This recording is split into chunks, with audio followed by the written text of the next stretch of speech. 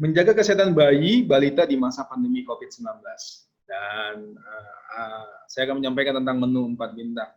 Ada apa dan mengapa kita menjaga kesehatan bayi balita di masa pandemi COVID-19 ini? Dikarenakan biasanya kita lakukan posyandu setiap bulannya. Namun karena ada pembatasan, kita harus tetap stay di rumah, sehingga kita harus memantau sendiri di rumah. Jadi saya kira Bapak Ibu sekarang lebih dekat kepada anaknya, lebih memantau secara yang biasanya hanya di posyandu, dan ini sekarang harus wajib Bapak Ibu memantau sendiri anaknya. Tadi sudah disampaikan bahwa di buku KIA ini sudah cukup jelas bahwa ini anak saya harus seperti. Namun pada kesempatan ini saya akan menyampaikan menjaga kesehatannya dalam bentuk pertumbuhan atau konsumsi makanan nutrisi. Baik. Nah, ini adalah keluhan yang sering dialami keluarga bayi balita, maksudnya Bapak Ibu yang punya bayi balita. Anak saya sudah susah makan, itu pasti. Ya kan, yang sebelum posyanduannya pasti ngomong, anak saya susah makan, Pak. Ya, anak saya susah makan, Bu. Itu pasti pertanyaan yang biasa akan terjadi. Dan yang kedua adalah, saya sudah kasih makan banyak anak saya, tapi tetap nggak naik berat badannya. Bahkan ada juga yang bilang, susu anak saya sudah mahal, Pak, tapi kok nggak naik-naik. Nah, inilah salah satu kenapa hari ini kita mau sampaikan, menjaga kesehatan bayi balita itu sangat penting ya. Dan apa yang terjadi saat pandemi COVID-19 ini, sedangkan kemarin, sebelum pandemi saja, pertanyaan-pertanyaan ini, yang dua ini, yang saya dapatkan, sudah sering terjadi ya. Selanjutnya, asik.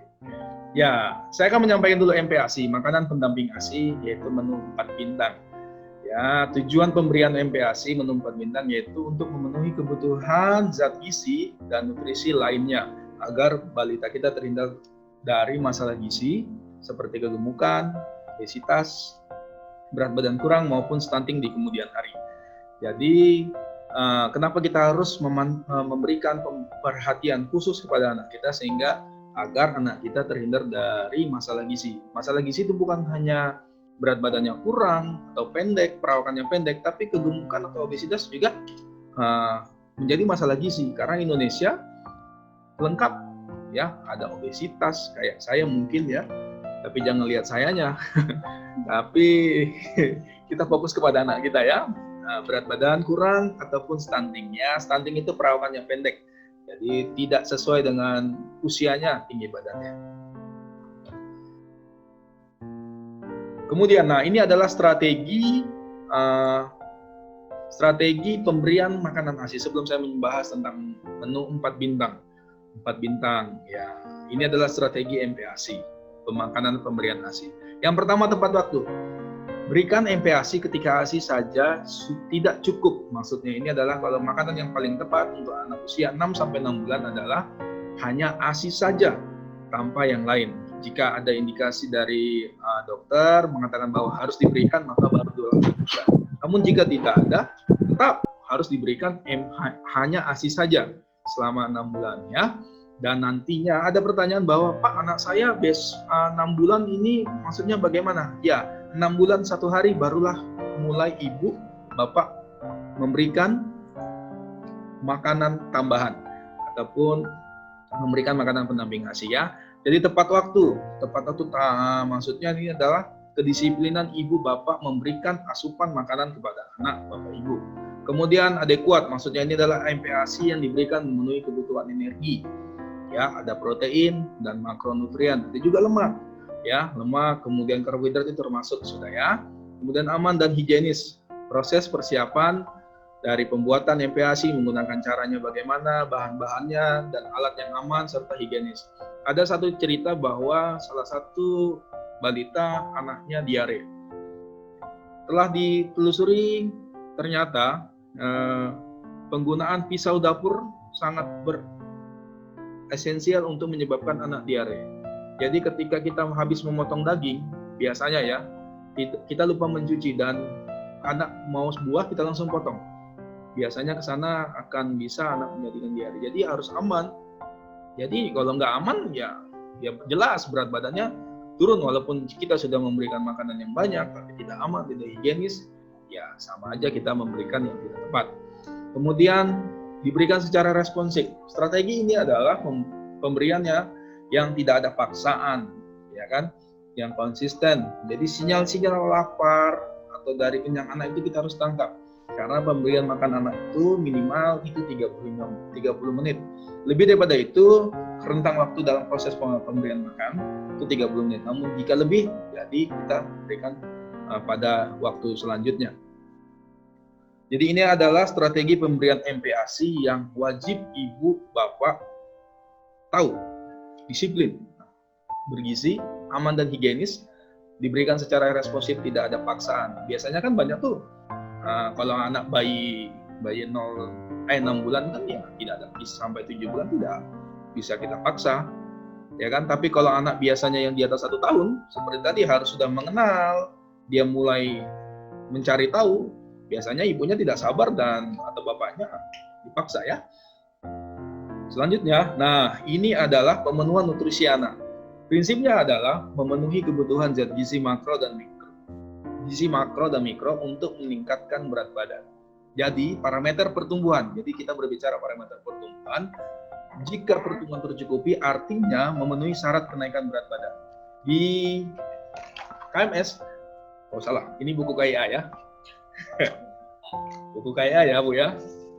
Seperti pertanyaan Ibu Bidan, dibaca ya, jangan hanya datang, timbang, tau-taunya nggak dibaca dan digigit tikus. Ya ini ada di KMS, jadi ada kenaikan berat badan atau kenaikan berat badan minimal. Jadi sekarang tidak lagi 1 on itu naik. Kalau dulu kan 1 on itu naik, ibunya sudah bangga. Namun sekarang ada standar kenaikan berat badan, sehingga parameter untuk pertumbuhan tercukupi untuk balita yaitu kenaikan berat badan. Dan sesuai dengan rekomendasi WHO, pemberian makanan itu harus bervariasi. Kita tahu bahwa dulu itu ada namanya makanan tunggal. Makanan tunggal itu dalam arti kata hanya pisang saja, nasi saja, kemudian bubur jagung saja.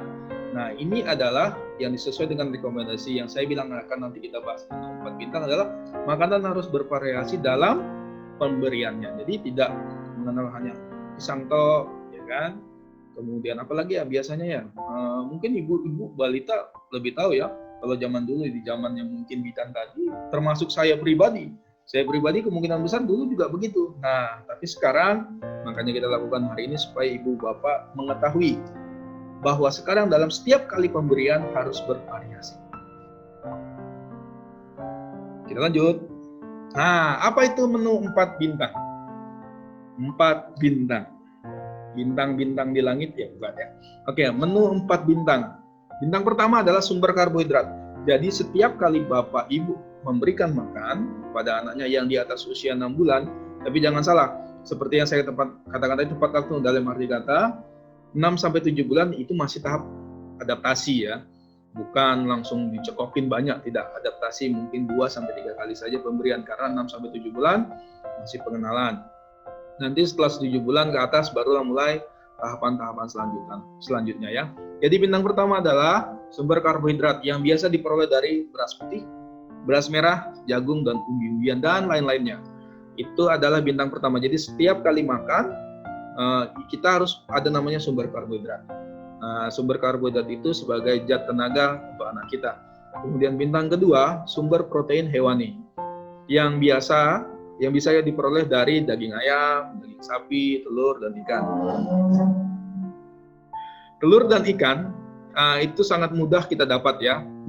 Itu sangat bagus untuk pertumbuhan anak-anak kita.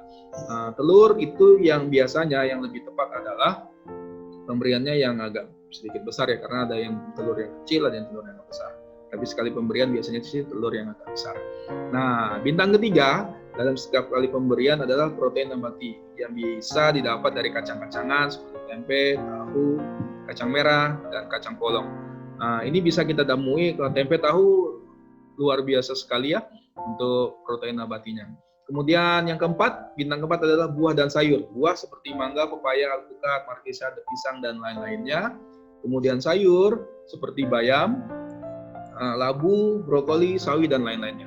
Jadi Bapak Ibu, seperti saya sampaikan tadi bahwa kita dalam sekali pemberian wajib ada 4 hal ini. Makanya dibilang 4 bintang atau biasanya zat gizi makro. Ada sumber karbohidrat juga sebagai sumber tenaga, ada sumber pembangun. Zat pembangun itu ada protein hewani dan mati, kemudian zat pengatur itu ada sayuran dan buah. Jadi inilah bagaimana cara untuk menjaga kesehatan anak atau balita kita pada saat pandemi. Haruslah kita memberikan menu 4 bintang. Pertanyaan biasanya, loh Pak, kami kan susah keluar. Nah, memang kita pada saat ini menuju adaptasi atau new normal. Ya, tetap gunakan masker, tetap menggunakan cuci tangan dengan sabun minimal 20 detik, sehingga tetap kita harus pantau pertumbuhan anak kita. Jangan sampai pada saat selesai pandemi ini, semoga saja selesai cepat ya, sehingga kita bisa ketemu kembali, bisa berjumpa sanak saudara. Jangan sampai nanti ketika selesai pandemi COVID-19 ini akan ada banyak balita kasus dengan yang malnutrisi, balita stunting, bahkan ada terjadi bisa gizi buruk. Makanya kita harus pantau anak kita dengan pemberian makanan yang benar. Nah, hal yang perlu diperhatikan pada pemberian makanan balita. Yang pertama, frekuensi. Berapa kali anak diberikan makan?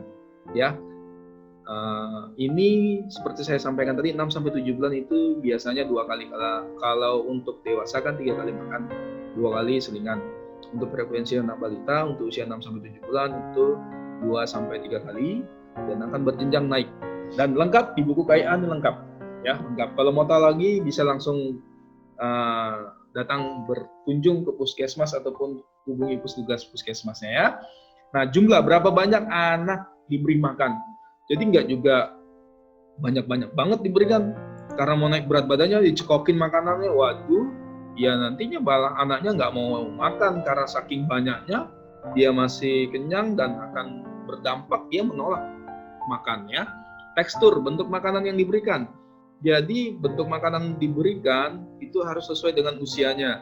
Kalau usianya masih 6-7 bulan, masih dalam bentuk seperti kental-kental begitu ya, makanya untuk 6-7 bulan itu namanya menggunakan saringan. Kemudian 7 bulan sudah mulai bentuk makanannya seperti lunak. Kemudian 9 sampai selanjutnya sudah mulai mengenalkan tahapan-tahapan. Ingat, pengenalan pertama itu menentukan ibu akan makanan selanjutnya. Maksudnya pengenalan awal akan berdampak ketika anak ibu 1 tahun ke atas. Anaknya mau makan karena apa? Anak saya nggak mau makan sayur. Nah, pengenalannya berarti yang mungkin harus diperbaiki. Variasi menu. Jadi bukan menunya itu aja. Perlu disampaikan bahwa ada beberapa, Pak, anak saya sudah dikasih makan. Kasih makannya apa, Pak?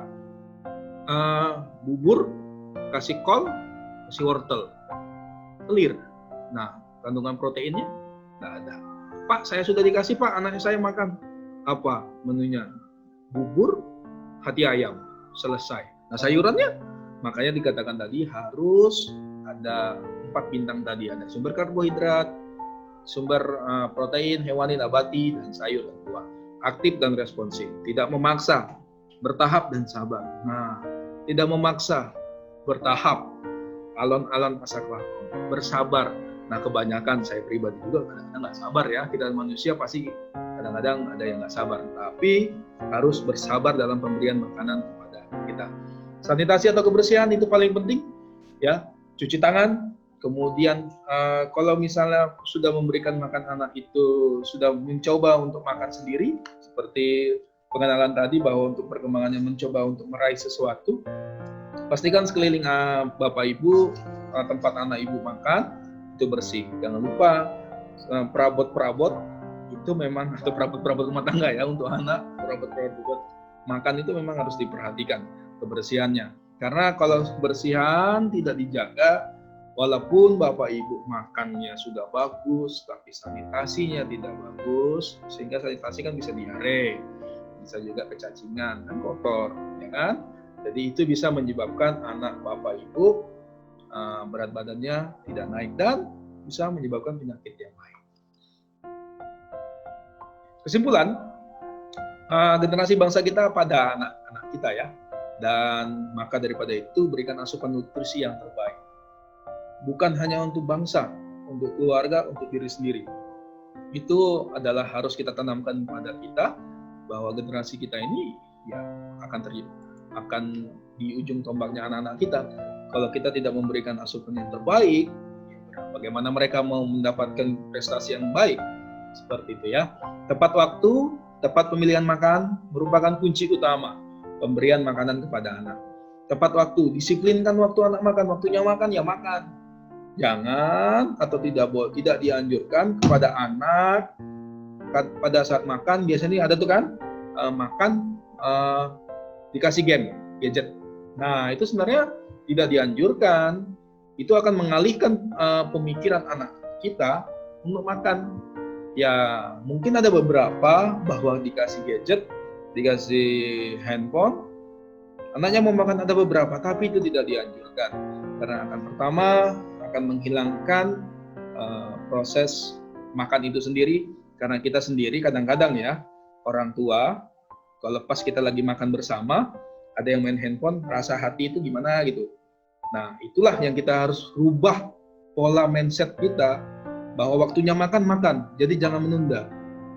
Sehingga anak itu terbiasa. Jadi pada saat sampai usianya nanti dia terbiasa, waktu makan ya makan. Ya, seperti itu. Sabar. Semua orang tuh ngomong enak, ngomong sabar ya Bu ya, Pak ya. Gampang banget ngomong sabar. Pas pelaksanaan ya. Tapi kita harus mencoba. Mencoba itu lebih baik daripada tidak sama sekali. Atau bahasa biasanya mulai aja dulu, ya kan? Nah, jadi sabar, memberikan asupan yang terbaik pada anak kita. Murah tapi nggak murahan. Carilah kualitas. Kalau kualitasnya sudah baik, pasti kuantitas yang terbaik untuk anak kita. Jadi itu saja. Dan terakhir, bersyukur jangan lupa Bu. Pak, kita bersyukur masih bisa hidup sampai sekarang. Ibaratnya kita masih melewati masa-masa sulit pandemi ini. Kemudian jangan lupa bahagia. Kalau nggak bahagia tuh, bahagia tidak bisa diukur dengan apapun ya Bapak Ibu. Bahagia saya, bahagianya Bapak Ibu nggak bisa. Dan bahagiaannya anak kita tidak bisa ukur, tapi kita bisa lihat. Makanya tadi responnya kita harus tahu anak ini senang atau apa ya. Kemudian ikhlas. Orang yang ikhlas pasti akan yang terbaik dia dapat. Mungkin itu yang dari saya. Jika ada pertanyaan bisa langsung hubungin hostnya maksudnya ya. Nanti kita bisa sharing. Silakan ajukan pertanyaan kepada kami. Terima kasih banyak.